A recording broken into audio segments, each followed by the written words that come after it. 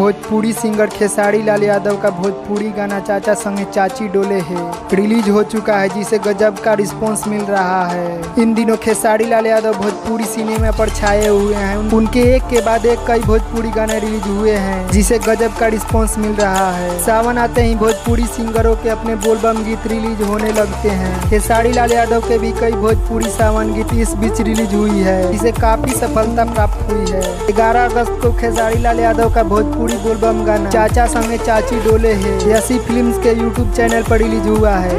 इस गाने को खूब देखा और सुना जा रहा है। गाने को रिलीज होने के पहले ही मिलियन व्यूज मिल चुके हैं और यह आंकड़ा बहुत ही तेजी से बढ़ता जा रहा है। इस गाने में खेसारी लाल यादव कांवड़िए के रूप में नजर आ रहे हैं। उनकी एक्ट्रेस के साथ उनका डांस भी धमाकेदार लग रहा है। खेसारी के साथ गाने में कई और डांसर्स भी डांस करते दिख रहे हैं। आपको बता दें कि इस गाने को लिखा है प्रभु बिशनपुरी ने और म्यूजिक दिया है आर.एस. शर्मा। गाने के निर्देशक हैं आशीष सत्यार्थी। खेसारी का गाना जय जय शिव शंकर यूट्यूब पर लगातार अपना दबदबा बनाए हुए है। इसके अलावा खेसारी का एक और गाना हनुमान गियर का वीडियो भी जारी कर दिया गया है, जो भोजपुरिया दर्शकों को काफी पसंद आ रहा है। गाने को पहले ही दिन लाखों व्यूज मिल गए थे। खेसारी का नया भोजपुरी बोलबम हनुमान गियर को GNJ भोजपुरी के यूट्यूब चैनल पर रिलीज किया गया है। गाने को खेसारी ने ही अपनी शानदार आवाज दी है और इसके लिरिक्स अखिलेश कश्यप ने लिखे हैं। बात इसके शानदार म्यूजिक की करे तो वो आर.एस. शर्मा ने दिया है। ऐसे ही भोजपुरी के नए नए अपडेट पाने के लिए हमारे चैनल को सब्सक्राइब करें और साथ में बेल आइकन को दबा दें ताकि हमारा नए नए वीडियो मिस ना हो।